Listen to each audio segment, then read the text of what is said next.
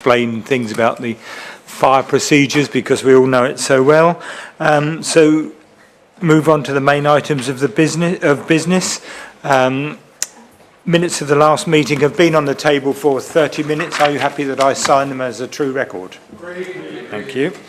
Any apologies for absence? Yeah, we have apologies from councillors Peter Isherwood, Mike Band, Mary Forbes-Askey and Stephen Mulliner. Substitutes? No declarations of interest, no. Thank you. So what about declaration of substitutes? We haven't got any substitutes. None received.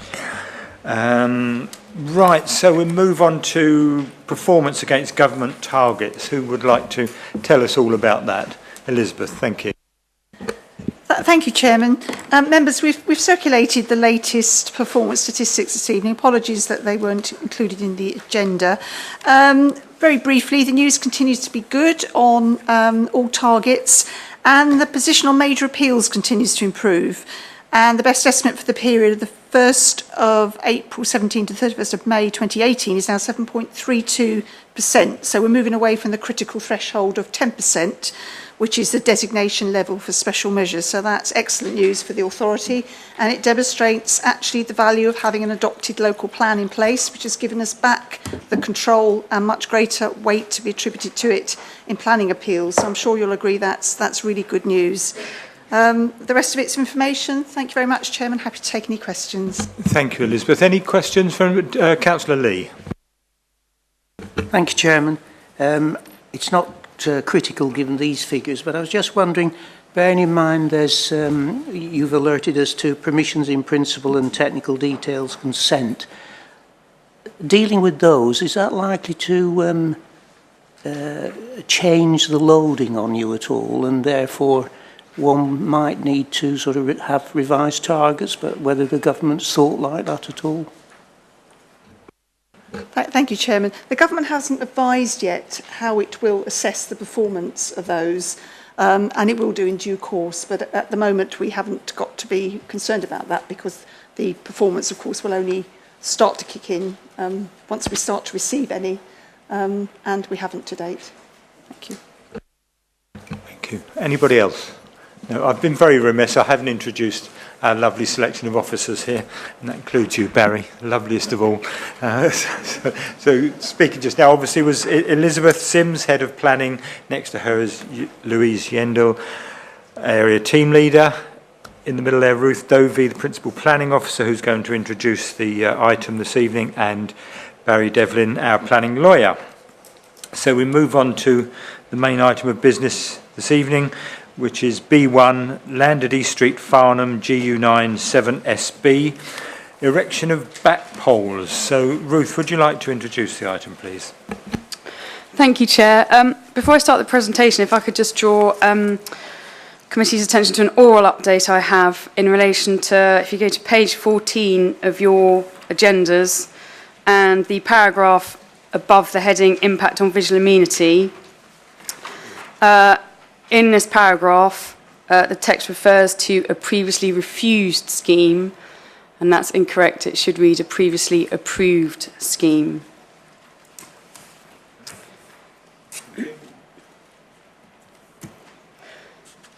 So, turning to the actual application, the application is for the provision of 3 bat poles that would be located within the East Street redevelopment area, and are required as part of the ecological mitigation measures in relation to the proposed East Street redevelopment.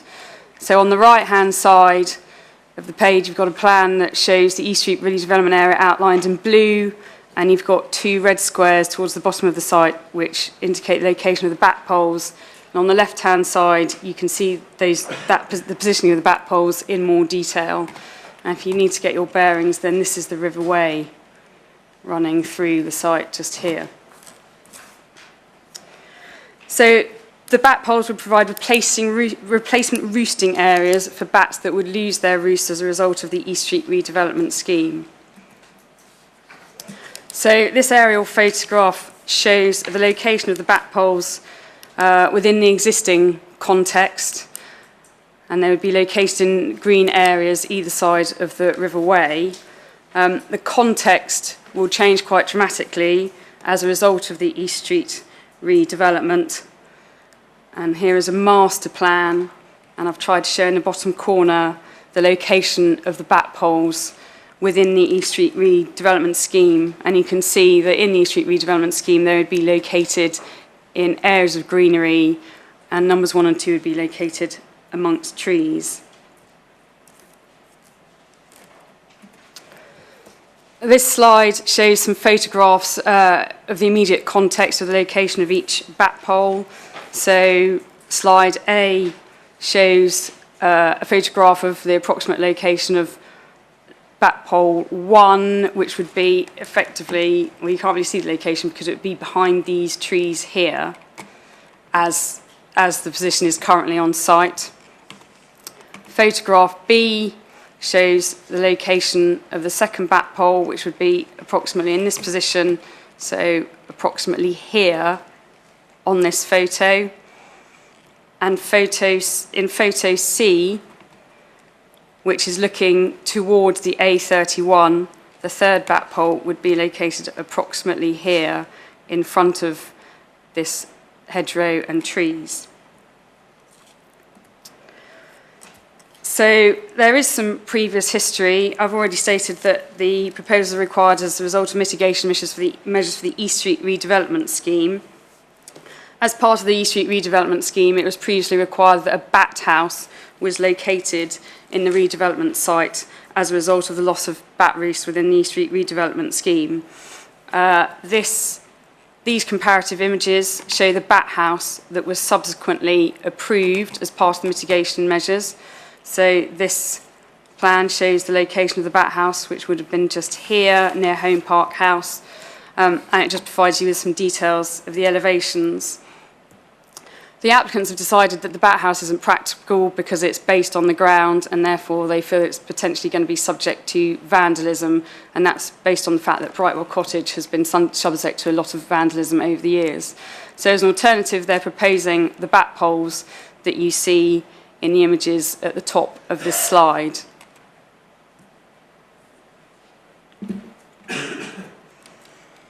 So the determining issues and consideration, the key determining issues in consideration of this application are the ecological impact and whether they provide a suitable alternative mitigation measure in comparison to the bat house that has already been approved. The applicant has submitted a licence from Natural England that confirms that they are happy with the proposed bat bowls with regard to bat mitigation measures. Also under consideration is the visual impact of the proposed development, but as they are modest structures and also considered they're suitably located both now and within the East Street Master Plan, that from a visual perspective they're acceptable. And our arboricultural officer has confirmed that there will be no harm to existing trees as a result of the structures. So on this basis, planning officers recommend approval of the application. Thank you, Ruth. Now, as introduced by Councillor Isherwood, before we go on to general discussion, I would invite anybody that has a specific question, technical or legal, for the officers, if we could deal with those before we get on to the general discussion. I've also been reminded, out of interest, that members are supposed to speak for no longer than 4 minutes. So if everybody could concentrate their thoughts and try and be as succinct as possible, I think that would help us deal with a lot more stuff. So has anybody any questions for the officers, or Councillor Lee? Thank you, Chairman. Hopefully this is technical enough. I think I read that the proposed height is 4 metres. Looking at the photographs that you have and the relationship of the bat poles to the trees, can you just sort of indicate roughly the top of the pole in relation to the top of the trees? Ruth, thank you. So in picture A, the bat pole, I would presume, would come to about this particular height, but it would be located behind that tree. So it wouldn't be as high as the tree. However, I would like to point out that that tree, some of those trees would be removed under the East Street redevelopment scheme and replaced with alternative trees. So this is providing the immediate existing context, but the context will change.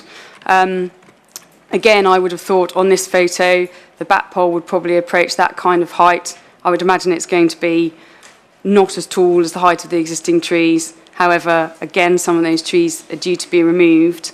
And here, actually, in terms of the future, at the moment, what you see here are the trees. Sorry, I'm just getting my... So in this particular picture, this is looking towards the A31, and you can see the trees that have been removed to make way for the temporary construction bridge. So actually, in the future, this will alter... This picture will alter again because you will have... The trees will be reinstated. Sorry. Under a revised landscaping scheme, so you would have tree cover as a backdrop, not only in this area here, but also along here. And I would think that, again, that cover will be higher than the height of the proposed bat boxes. Thank you. Councillor Follows. Thank you, Chair. As far as I understand it, the main issue of consideration then is whether this mitigation is equal to or in excess of the previously agreed mitigation. So turning attention to page 13, I understand in that there was obviously a bat survey taken and a series of mitigation measures were put forward. I assume bat poles were discussed versus bat houses in that particular application. Is there a reason why one was picked over the other at that point, which would lead us to conclude it be insufficient mitigation at this stage? Thank you. Thank you. Officers? So the contents of the June 2013 report merely refer to the need for a bat house. They don't necessarily explore other alternative options within that report.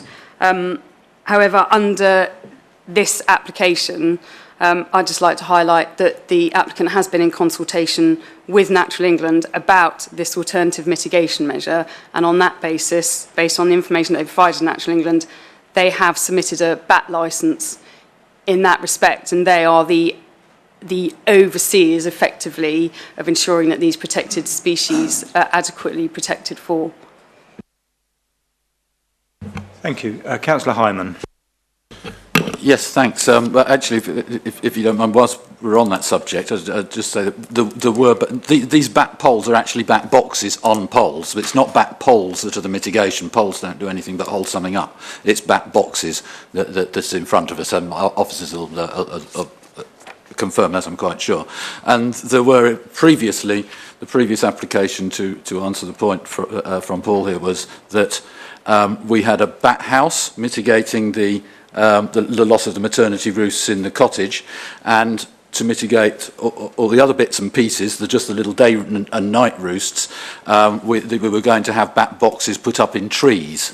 Now it is to have the bat boxes on poles and no mitigation for the loss of the maternity roosts, and that's the problem I want to ask about, if I can.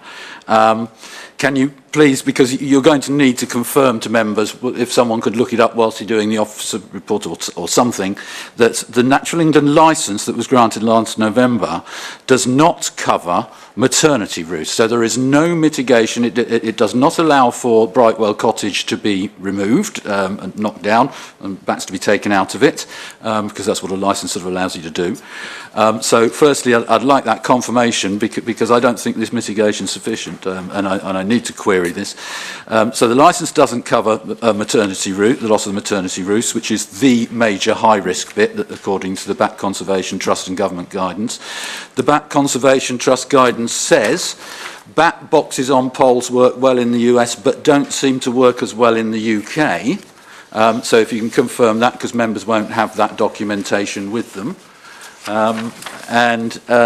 The Natural England response that's been referred to actually says they haven't assessed it. I mean, we know from what we've just had going past us for the past 2 hours in the seminar was you have to conduct an assessment. Now, Natural England basically said is they haven't conducted an assessment. So I'm going to ask for deferral, I think, unless people convince me otherwise, that we do need an assessment of this, because we haven't got the maternity roost compensation there, and there's no evidence this is going to work. And we do have to have We have to be convinced that the evidence will work, and this is compensation actually that's being provided rather than mitigation. So, yeah, if you can please confirm that the Natural England response says that they haven't assessed it. They've been very careful to say they haven't assessed it. So whatever they think is based on not having assessed it. Right, so they can't think anything because they haven't assessed it, right? Natural England doesn't cover the maternity roosts. The Bat Conservation Trust guidance says that maternity roosts are high impact, so you always have to removal of them. You always have to provide important compensation, and normally that's in a box in lofts. They have to be big up in lofts. So if you confirm that's what the guidance says, because this is important, I think we need to have an assessment of this, because I don't like what's been done. Thank you. Officers, Thanks. would you like to confirm or otherwise, please? So in 2013, a BAT survey was submitted to us in order to discharge a condition on the original Brightwell's planning consent. And this confirmed that there would be damage to a number of roosts and that there would be a number of mitigation measures, including the bat house. Natural England have subsequently granted the licence on the basis of the bat poles and are satisfied that it would adequately mitigate for the damage to roosts that would occur as a result of the development proposal. As you're aware, Natural England are the authority on these issues, and given that they are satisfied enough to have granted the licence, we are also satisfied that the proposal as put forward would adequately mitigate for the damage to roosts that could potentially harm bats. Thank you. Thank you. Councillor Townsend. Thank you, Mr. Chairman. I just have a couple of queries about the licence from Natural England. When the licence, can I ask officers, when the licence was actually issued, does it look at the position of the bat poles, and also does it take into account the reduction in tree cover around the bat poles? And I have another question which I'd like to come back, if I may. Thank you. So the answer to that is yes. They look at, basically, the licence sets out what is going to be harmed by the development, and then further on in the licence it then sets out what the mitigation would be. So Natural England have looked at the on-site situation. Thank you. Thank you. And just another small query about light. I noticed actually in A, where the pole's going to be, and possibly in B, that it looks like there's a light source, an artificial light source very nearby, and I'm just concerned about there being too much artificial light around these bat boxes. If you could perhaps clarify that as well. Thank you. Okay, so obviously this application is just for the bat poles themselves, but as part of the BAT report, which they are required to comply with because that was part of that condition, there is another recommendation within that they also need to comply with, and that is that any new lighting should be designed to the specifications set out in the BAT Conservation Trust's BAT and Lighting in the UK 2010 guidance. So they would also have to comply with that as well as providing the BAT roosts. So we are also satisfied that there wouldn't be unacceptable light in the vicinity of the BAT boxes themselves. Thank you. Thank you. Councillor Follows. Thank you, Chair. My first question was actually the same as Councillor Townsend regarding the description of the licence, which if they are satisfied with it, I can't otherwise have any other opinion that they are the authority. I'm just going to refer to something that I've been shown by Councillor Hyman, which is government issued documentation on bat poles versus bat houses, which does seem to conclude they are not a one-for-one replacement. So as much as I'm minded to look at what Natural England have said, there is also central government documentation saying the opposite. So I was just wondering if you could comment. The question for us as planning officers and for you as members when determining this is not, is it a like-for-like replacement? The question is, does it adequately mitigate for the damage that would occur as a result of the development? And the answer to that is that we are satisfied that it would adequately mitigate for the damage that would be occurred, of course. So theoretically, then, the previous mitigation established was in fact over and above what was necessary, and so it's not a need for an equality of mitigation, it's just sufficient mitigation, which Natural England seem to have said. That's correct?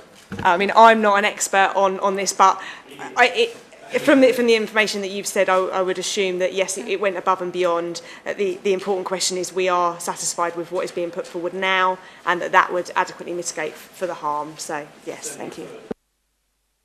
Thank you. Councillor Goodrich. Yes, a question about the pole, which seems to be sort of aluminium colour, looking at certainly the photographs. I just wonder whether it would be better if it was green or brown, because it does, looking at the right-hand photograph, you can't see the box, but you can see the pole. And I just wondered whether this had been considered just for the visual amenity point. I did actually ask the applicants whether you could have an alternative, a pole out of an alternative material such as wood, and they've said that effectively these are pretty standard poles and they always come in aluminium. But it would be perfectly possible, if you've got concerns about the fact the colour of the pole doesn't particularly blend in well with the surroundings, for us to condition any permission to require a particular colour or details of a colour to be submitted to us and approved by us. If the committee feel that way, I do. But if... Okay, any further questions, or we move on to general comments? Yes.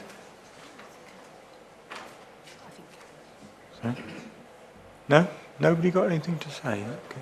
Oh, Councillor Hyman. So yes, there is one issue which I just mentioned to officers before. I'd hoped that we'd be able to cover the legal issues. I assumed that we'd be covering them in the seminar earlier on, but unfortunately we were unable to. So on this particular application, there is the regulations. I think it's Regulation 18. There's a slight change from the previous regulations. This is the new 2017 regulations, which took over from 2010.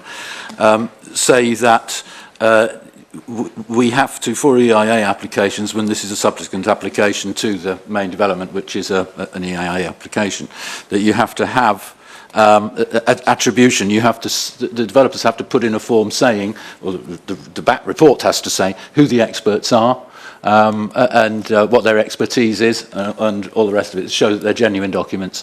And that is a legal requirement for anything which is within the scope of the EIA development.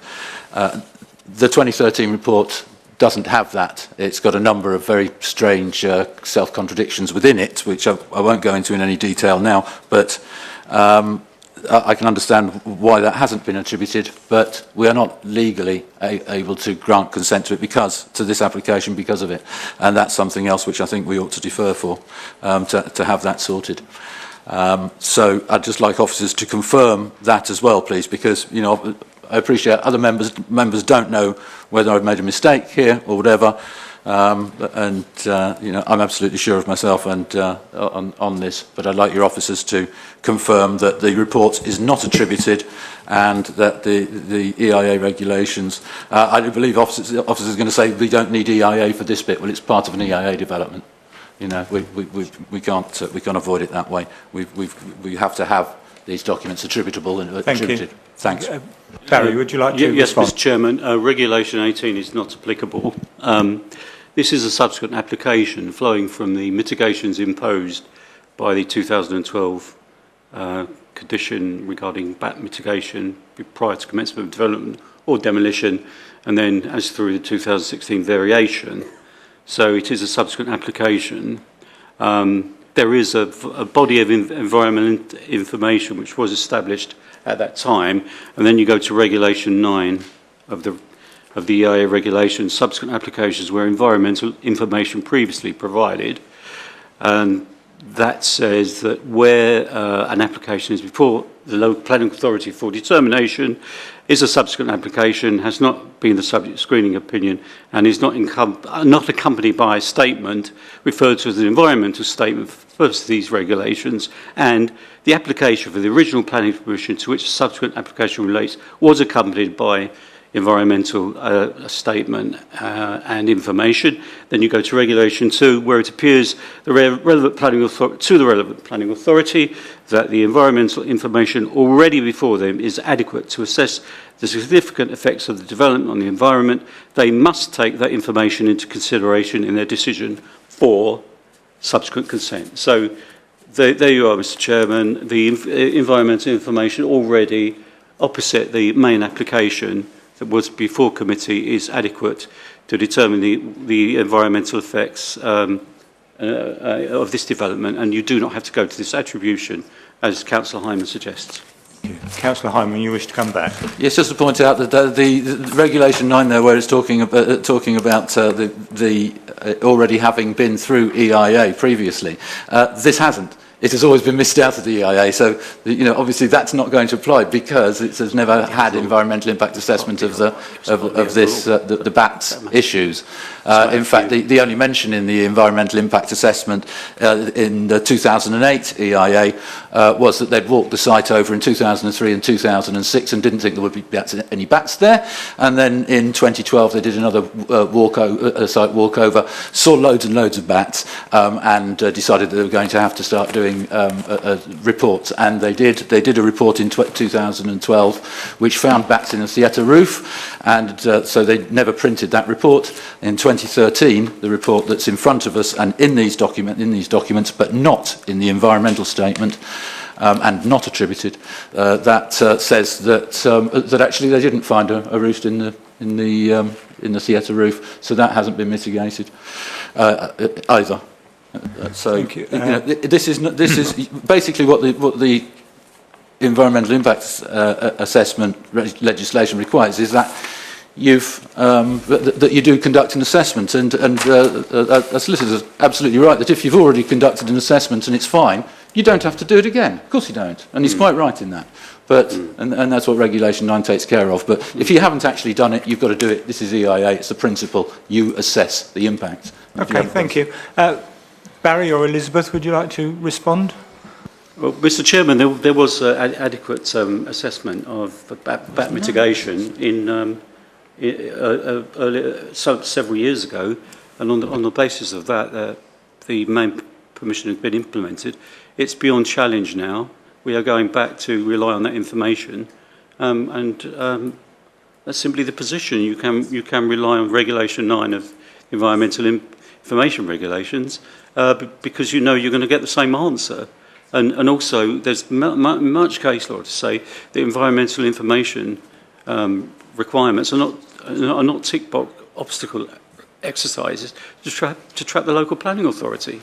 It's a tool to assess environmental effects, not to determine whether particular bat surveys have been signed off by experts with due attribution. I mean, so there's adequate information, environmental information, before the local planning authority. Thank you. Let's move on. Councillor Follows.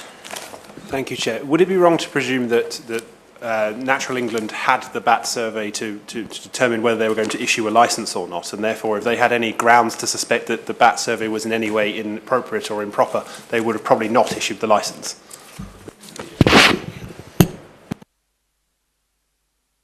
Oh, sorry. Natural England have been supplied with all the information that they need in order to assess the application, so the answer is yes. Thank you. Councillor Coburn. Thank you, Chairman. I've got a bit lost. Have we finished questions and moving on to debate, or...? We're general comments now, yes. General comments, OK. I just really wanted to back what Councillor Goodridge was saying.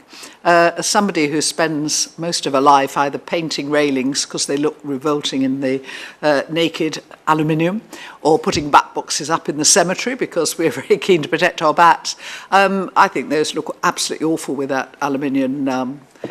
Just seeing it with the background of the trees and this very urban-looking pole going up, I mean, it's just unacceptable. I know we're not in the conservation area here, but we're very close to it. What's the point of putting something surrounded by trees that looks very urban? So anything we can do to mitigate the impact of that rather unfriendly aluminium, I would be very grateful for. Farnham green is the obvious colour, but I'd quite happily have a shade of brown or something else. I'm not too precious about it. Thank you. That's helpful, Chairman.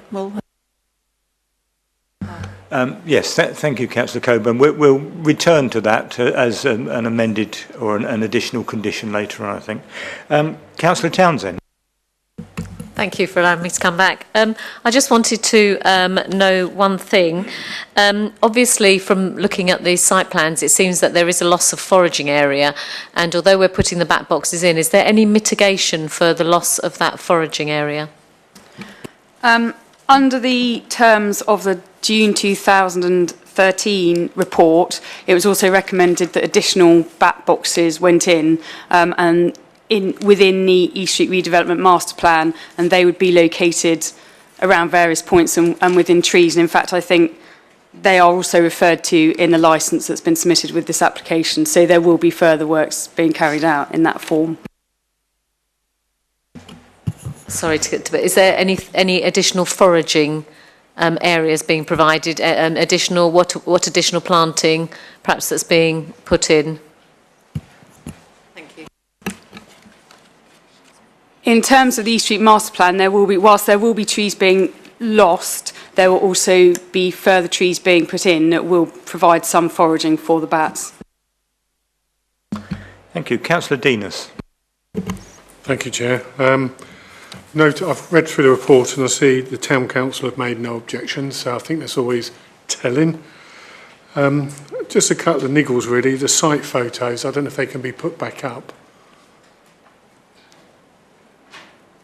I don't know whether it's just my eyesight. I can see A, perfectly clear, B, just about, and C is just a silhouette from here. And I don't know whether it's clearer when you get up. It would just be really, really useful before they're put on slides that we check that you can actually see them. Fortunately, you've described everything so I can understand it, but that was quite difficult to try and imagine what it would look like. And originally, I was just wanted to support the colouring of the pole. When you look at the picture, if you painted it yellow, it'd be a speed camera. I mean, that's what it looks like. So I think putting it green, I think would, the pole would be absolute, all brown or whatever colour, absolutely spot on. That was it, really. Just a couple of flippant comments, really. Thank you, Councillor Nazir. Thank you, Chairman. Just want to know these bat poles. The bats would be the same amount of bats which were in the bat house, or would they be, the accommodation will be same for them, or what? The boxes will accommodate the same amount as the bat huts or the bat house? So in terms of what has been considered, the June 2013 report did a full assessment of the bat roofs that were present. On the basis of that, it was concluded that the bat house should be provided. I don't necessarily know whether they directly equate in terms of volumes of bats that they can house, but it is considered that the bat poles would be suitable mitigation for the roosts that have been lost, that would be lost as a result of the demolition or alteration of those original buildings. So whether they're directly comparable, I don't know, but they're both considered to be adequate mitigation measures, having examined the number and size of the roofs in those buildings. Thank you. And the second part is, I second with all the other councillors regarding covering the poles, regarding that. But are we going to leave any bats homeless? That will be the homeless department job then.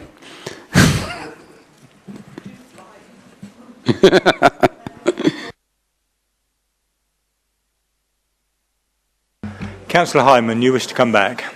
Thanks. Yes, just the comments just made about adequately mitigating and replacing what was there. Well, you do have to replace what's there. Actually, I agree with what Councillor Coburn's saying very much, particularly in terms of the pole colours and that sort of thing. Obviously, we want it to. We don't want it to detract from the new developments in any way. But the idea, the problem that you have is not generally with day roosts and night roosts so much, because bats do move. They'll go and find somewhere else they can live, actually. So that's not a real problem for the males who are foraging and who are flying up and down through the middle of the site and also roost in some of the trees on the site at the moment, and in the theatre roof. That isn't so much of a problem. It's the maternity roost, because that is very high impact. The removal of maternity roost, according to the government guidance and the Bat Conservation Trust guidance, what you have to do is to compensate for that by providing like for like, and it's got to be large. That's why the bat house was needed. A bat house is still needed, but it's been removed because they'd slapped it, not because of vandalism, because they'd slapped it in the middle of a path that they can't put anywhere else. And I've been telling you about this for years.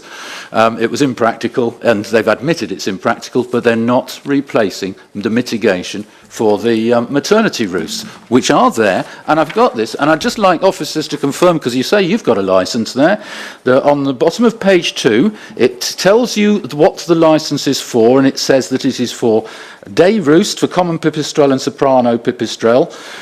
Buildings B1, B3 and B4 will be demolished with the loss of the roofs of these buildings. B2 and B5 day roofs will be retained but redeveloped. That's talking about Brightwell House, where they're going to put a new roof in and put some back tiles in, which is fine for the day roost. Night roost, it says, yes, it's a licence for removing night roosts as well. See above, so it's the same explanation. Feeding perch, yes, and that's in trees generally. Traditional occasional roosts, yes, it's a licence for those, but you will then see that for swarming or maternity roosts, swarming or mating sites, maternity roosts and satellite sites, it is not a licence. This licence does not allow them to work to remove the maternity route and knock down that cottage, which is what this application is in for, to allow them to do it. So I think we need to get this back before us. I'm sorry about that, but you know, it's Crest Nicholson being a bit naughty, like they have. They didn't have to plonk it in the middle of a path in the first place and pretend they were going to do it.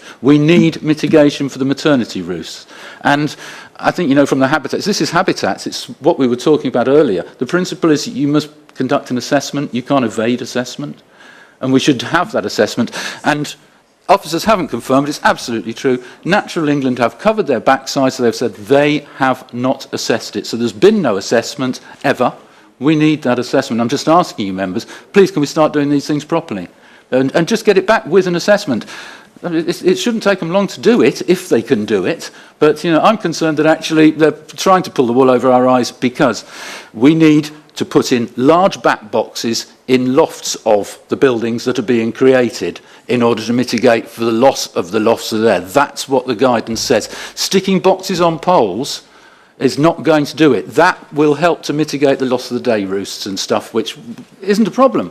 It's these maternity roosts, and we should not be doing it to them. We should not allow this to happen. Should we give the officers a chance to respond? Elizabeth, I think you wish to comment. Thank you, Chairman. And members, we have listened to that very useful feedback.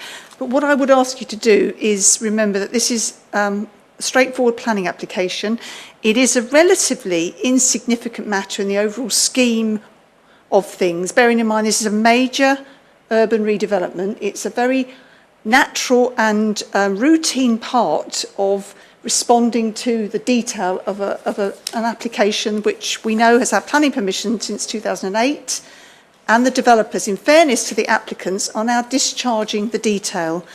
We're confident as officers that this has been submitted with the right amount of information. We've carried out the statutory consultation, we referred to the standing advice, and we're satisfied that the information that's been submitted is on behalf of consultants employing competent persons. The recommendations that we're making do, as our conclusions reach, satisfactorily conclude that the mitigation is acceptable. The previous consent, which is now expired for the Bat House, was one thing. It wasn't implemented. They had a right not to implement it. As applicants, they have the right to come back and request an alternative, which they've done, providing they've exhausted the relevant tests to prove that it equally complies with the requirement to mitigate against harm to the bats.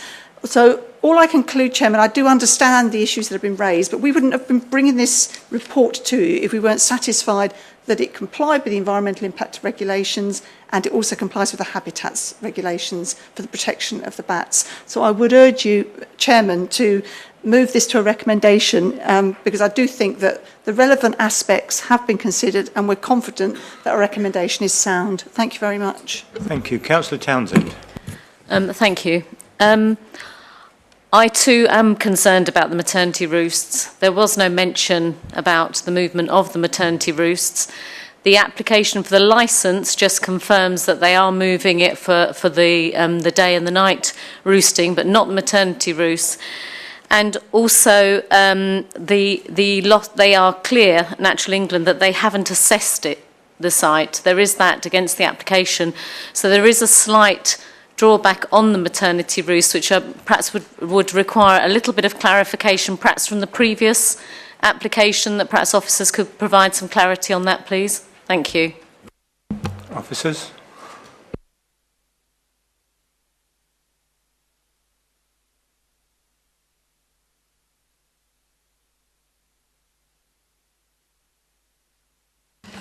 If I could just draw your attention to the licence. Under the terms of the licence on page 1, it doesn't actually allow the developers to damage any maternity roosts. It specifically refers to, considers damage of breeding site and destruction of breeding site, and the licence does not refer to any damage to the maternity roost taking place. What it does refer to is damage of resting places and destruction of resting places. Indicates a number of roosts that are involved and the mitigation measures that would be put in place to protect the bats. So that is the mitigation for the maternity roosts. Is there mitigation in there for them? Sorry, that's not quite clear. There is no damage to maternity roosts. Councillor Hyman, you wish to make some new points? No, I just want to say that the Brightwell cottage is, we've always known that's being demolished. It's the old cottage at the bottom of the garden, the gardener's cottage, and it's got 2 maternity roosts in the loft, and it's the first thing to be knocked down. And we have to mitigate for that, well, we have to compensate for it. You can't mitigate for maternity roosts, you have to compensate. You have to give them replacement maternity roosts. We'd done that with a bat house, which was impractical. And now, because it's impractical, it's being removed and we're not getting the compensation. And I think we have to make sure that actually they do something. Get them to build it into some lofts. It shouldn't take them long to take care of this. It's not rocket science. They just don't care if they, about the protected species here. And we ought to, and the law says we have to, I think. Absolutely, for 100% certain, there is no compensation for the maternity roosts that are being lost. The licence does not cover the removal and damage of the maternity roosts. It states so there, as officers have confirmed. And we, these expert reports we're supposedly relying upon are unattributable and all the rest. I think we ought to just bring this back. It's not an emergency or anything like this. We don't have to bosh this through fast. It's only bat stuff and conditions discharge. So I think we should bring it back and have just have an assessment, members. Thank you, officers. Do you wish to respond?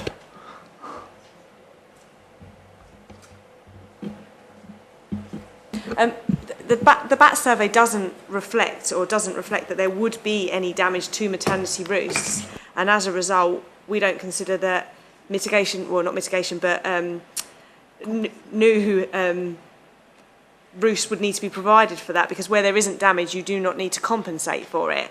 The report does set out that there would be destruction of resting places, and then it also sets out that the bat poles would be adequate to replace those bat roosts that would be lost.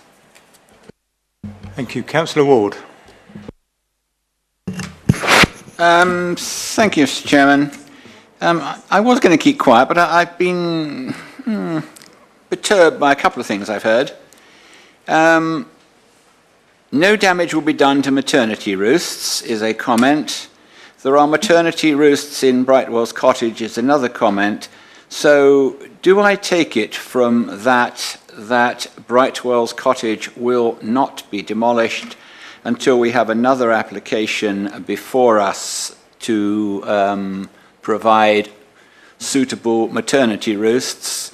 Because it's not really a great idea to build all these wonderful bat poles to live in them if we're going to take the nursery away and there won't be any little bats next year to fly there. I'm sorry, but with great respect to the officers, I do not think it is within the officers' remit to ask the chairman to curtail debate. Thank you. Councillor Follows, you wish to come back? Sorry, thank you. Other than the fact that I seem to be having a mind meld with Councillor Townsend, and also I need to prepare new candidates next year to understand bats a lot more than I probably expected. I do think that, considering that this isn't urgent, and also considering that, can you categorically state there are no maternity roosts in the cottage? Because otherwise, I agree, I don't understand how they will survive a demolition of that cottage. if that's actually in question and cannot be answered now, I have to say that we probably need more information in order to make a correct judgment, based on what I heard earlier about the fact that if we can't make an informed judgment, we should be asking for a deferral. So if you can categorically state there are no maternity roosts in there, then fair enough, we'll go with it. But if not, Chairman, thank you. I think what we would advise is that the information we've given is that it is not before us. The survey doesn't identify them in the form that's been submitted with the application. But of course, if roosts are there that the developers then need to remove, they're still constrained by the Habitats Directive. They can't proceed to remove them and injure them. So if you're sufficiently concerned that there may be unknown species, which as far as we're concerned, we're confident from the information that's been submitted with the application, have not been identified. If you feel it would be helpful, you could include an informative on the permission reminding the applicants of their obligations under the Habitat regulations that they shouldn't disturb or injure roosts without the necessary licences. And that is an ordinary course of events that we quite often include on decisions, and you'll have seen it over the years as a precautionary principle to remind applicants of their obligations. But that is in no way suggesting that our recommendation is not sound. As far as we're concerned, we've responded to the information that's been accompanied by the application and to Natural England's advice. So I hope that's helpful. Thank you very much, Chairman. Thank you. Yes, Councillor Follow. would they be obliged to report back to us on such an imperative before they acted? Or would it be a retrospective response that they had acted and it would be unfortunate that they've lost the maternity roost? I mean, how would they be forced to respond? Mr. Chairman, I was merely going to say I looked at the BAT survey, which does specifically acknowledge the protection at law for bat roosts, and says in terms it is an offence to intentionally or deliberately kill, injure, capture bats, etc., disturb roosting bats. There's an acknowledgement by the expert in the expert's report of this legal obligation, which would reinforce what the suggested informative. That's merely what I was going to say to assist committee. So if I can just take you back to the original permission. So when this was granted originally, there was a condition on it requiring further details of bat surveys and mitigation, and then that subsequently came in the form of a bat survey and report in 2013. That was approved, and the original permission requires them to be in accordance with that mitigation. And as Barry has said, it's set out in that report that it is an offence to harm protected species, and if they carry out the development in accordance with that report, then they will not be harming protected species, because that is what they have set out in black and white in the document. Thank you. Councillor Follows, do you have a new point? I accept that would probably be a good way to solve it then. In principle, I'm in favour of such an addition. Can I just ask, as I'm sure somebody else will say so, what are the consequences if we reject or defer this, and do we have the power to request an assessment of any sort, and what are the consequences of us doing that if we were to do so?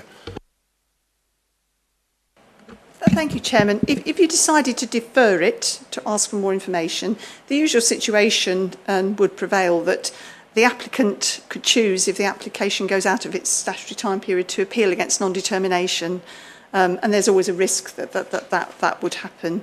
But the onus is on you clearly to make a reasonable decision. So if you're going to defer the application, you need to be really clear that you absolutely need that information to assist you in making your decision.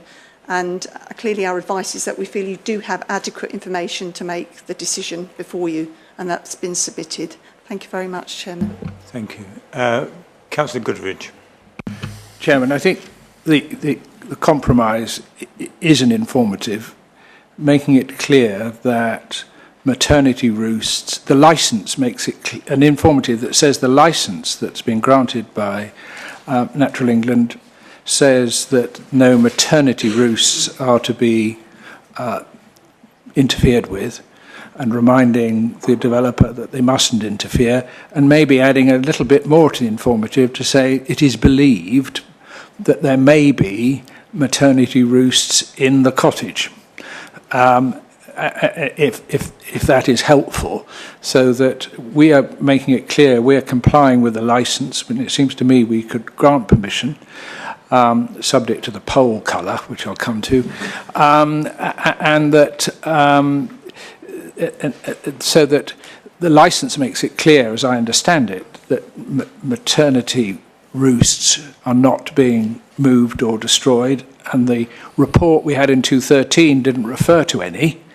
But if there is local knowledge that there might be maternity roosts in the cottage, then the developer will clearly want to check whether that's the case or not. And if there aren't any, and he gets an expert's report to say there aren't any, then he knows he can demolish the cottage with a clean conscience.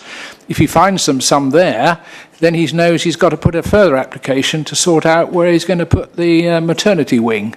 And so on. Now, it seems to me then we're dealing with the application, which seems to me to be straightforward so far as the roosting and daytime and nighttime stuff is concerned.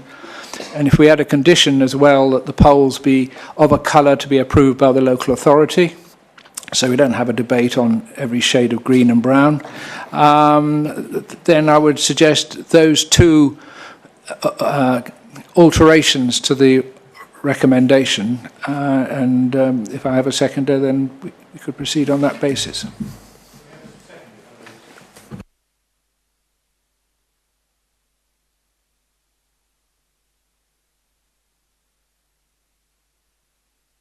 Or talked. Well, yeah, well, I'm actually want to clarify that the 2013... I do apologise. I actually want to clarify that, firstly, the 2013 BAT report absolutely 100% reported that there were 2 maternity roosts. That's why the BAT house was put in place. So we know for a fact that the maternity roosts were there during the 2012 survey. It doesn't mean that they're every year necessarily, I suppose, I don't know. But they're absolutely certainly there. Otherwise, the BAT house would never have been proposed, and I think we realise that. My concern on the concept of informative, I quite like the idea of informative, but the trouble is that it means we are still granting consent to something which would be a licence to kill. I mean, it's the first job. Now, I mean, correct me if I'm wrong, but I don't think anything needs to be done. I don't think Crest Nicholson have any intention of demolishing buildings until after the construction access is in place, which will be early next year. So there isn't a panic. Now, this is quite important information actually to members to understand that there is also alongside this an NMA application for variation of condition 35, which is the back condition. Now, NMA shouldn't be used for discharging varying conditions to obtain an implementing consent. And that was the last question that Scotty asked at our earlier meeting, and the answer was no, you can't. We cannot use NMAs to vary those conditions to obtain an implementing consent. So because we're going to have a Section 73 application come in for that, junk the NMA that's there, we did all hear it, you know, so we know that's no good, we can't do that. I'm saying that actually let's do this properly. We're going to get the Section 73 NMA. If everything checks out, they can go ahead and build the scheme. If they're not going to do, but if there's a problem, you know, we know there's about maternity roosts. I think we've got the message, Councillor Hyman. I do apologise. You've told us several times understand now. the idea. But we are talking to the motion to add an extra condition and an informative. Councillor Nazir. Thank you, Mr. Chairman. What Councillor Goodrich has said, I totally agree with it. I mean, we're just asking to elaborate in the BAT maternity and everything. And I would refer it as, not refer it, second it as Councillor Goodrich has said. Thank you. Thank you. Does anybody else wish to speak? Yes, Councillor Foley. Actually, as much as I actually agree with the imperative, but actually I don't believe that it does go and insist they go and assess it. It just says be careful of it and be aware of it when you conduct whatever you're going to do. It doesn't say go and assess it, come back, report to us, and then go ahead, does it? It doesn't say that at all. It is saying that the licence makes it clear that you must not interfere with a maternity roost, because it's on page 1, it says so. Second thing we're saying is, if you do, you've got trouble, and we think we know where they are. So anybody with their common sense, knowing that certain councillors in Farnham and elsewhere are keeping a very beady eye on this, they will check. And they know they cannot remove the cottage if there are maternity roosts there. In the same way as we can't make them come back with another application either. We have the application before us, and the bit that's before us and the basis of the licence that we already have, which says that maternity roosts will not be interfered with, it seems to me this, this application is relatively straightforward. Thank you. Councillor Follows, briefly. Sorry, very, very briefly. Is it not equally within our power then to say that it's permitted with it, along the principle that they go and reassess this particular area where we think there might be maternity roosts, just to conclude one way or the other? The condition is they go and check and tell us, and then they're allowed to do it? I mean, is that reasonable to do? Officers? I think it's all covered in the report. Louise? So in order for us to attach conditions to any consent, it has to meet a certain number of tests, and one of them is reasonableness. When we have a document in front of us which sets out that there are no maternity roosts to be damaged as part of the development, and a licence which does not grant them permission to damage any maternity roosts, it is not in officer's opinion that that would be a reasonable condition to apply, and the more sensible approach would be to apply the informative. Thank you. Councillor James, did you wish to speak to the motion? Yes, Chairman. I'm very happy to look at the planning application that's in front of us for 3 poles with bat boxes on the top, irrespective of whether there's a bat house being removed or another one built or anything else. I'm determining whether those 3 goal posts with bat boxes on the top are in the right place, the right height, and now hopefully the right colour. And with that, what they do afterwards is irrelevant to this planning application. So I will be going along with the officers to agree this planning application with the amendment. Thank you, Chairman. Thank you. Shall we move to the recommendation then? The recommendation is the amendment for an additional condition regarding the colour of the pole to be submitted for approval to Waverley's Planning Office, and also for an informative along the lines suggested by Councillor Goodridge. Can I have all those in favour, please? Okay. 1, 2, 3, 4, 5, 6, 7, 8, 9, 10, 11, 12, 13, 14. And against? 1, 2, 3. Right, so that amendment is carried. Can we now move to the recommendation, which is that subject to condition 1, the additional condition regarding the colour of the pole and the addition of the informative regarding maternity areas, that permission be granted. All those in favour, please. 1, 2, 3, 4, 5, 6, 7, 8, 9, 10, 11, 12. Oh, let me do that again, sorry. 1, 2, 3, 4, 5, 6, 7, 8, 9, 10, 11, 12, 13. And those against? 1, 2, 3, 4. 1, 2, 3, 4. So that motion is carried, and I don't believe we have any reason to exclude the press or the public, and they're not here anyway. So I would close the meeting and thank you all for your time.